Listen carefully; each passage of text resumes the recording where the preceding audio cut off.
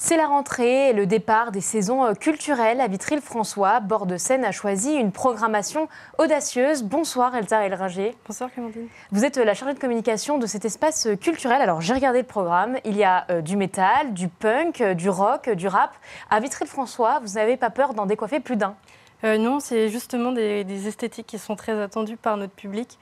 Donc elles sont très variées et ça peut déménager, oui, mais c'est vraiment ce que le public attend et on essaie de leur faire le plus plaisir au mieux. Alors justement, pour que les téléspectateurs comprennent bien, on va écouter quelques extraits. C'est quelque chose d'assez fourni.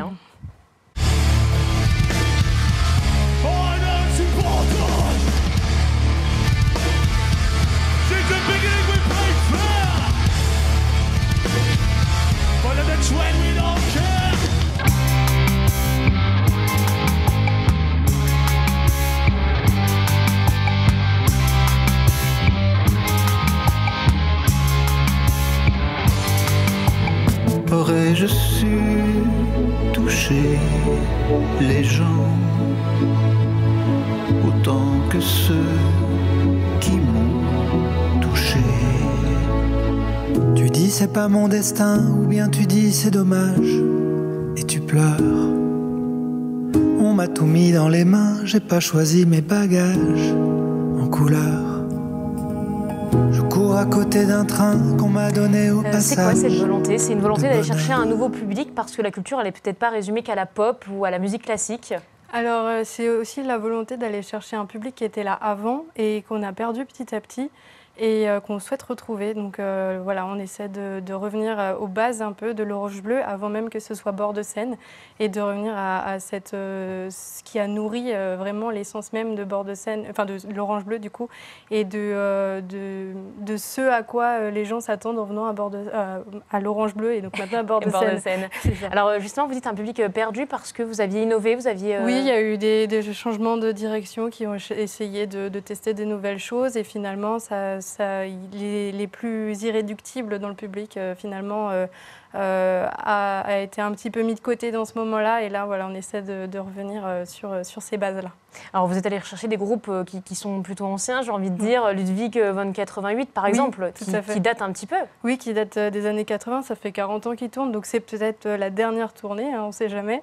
Mais voilà, c'est des groupes qui sont anciens et qui sont déjà venus à l'Orange Bleu, mais il y a très très longtemps. Et donc voilà, là c'est vraiment, on retourne à l'essence même, à la base du projet. Un retour aux sources finalement. Alors à côté de cette programmation très éclectique, on a aussi des choses un peu plus classiques. Je pense à Alain Chamfort, une icône de la pop. Oui, tout à fait. Alors Alain Chamfort vient avec un spectacle, un seul en scène. Donc c'est un concert qui va être plutôt art de la scène et qui aura donc quelque chose d'un petit peu particulier à présenter en revisitant ses tubes évidemment.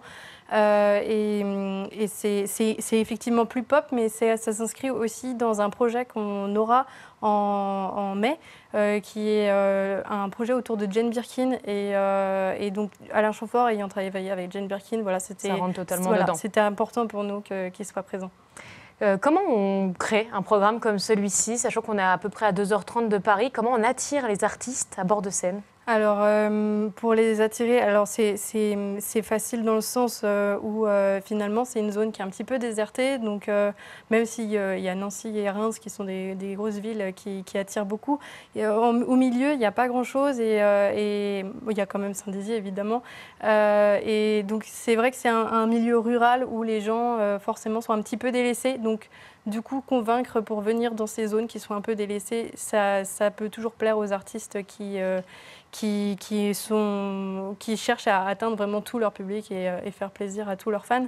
C'est aussi un avantage d'être proche de Paris parce que les salles sont grosses à Paris, sont vite remplies. Et finalement, faire une petite salle en province, c'est un peu un atout pour nous et pour le public, pour les artistes, parce que ça permet vraiment d'avoir un moment qui est un peu unique dans la tournée, parce que ça va être un moment plus convivial et plus intimiste. Et c'est vraiment l'atout de l'Orange Bleu pour ça. Donc vous promettez des moments intimistes et une programmation qui déménage. Merci d'avoir été avec nous en tout cas.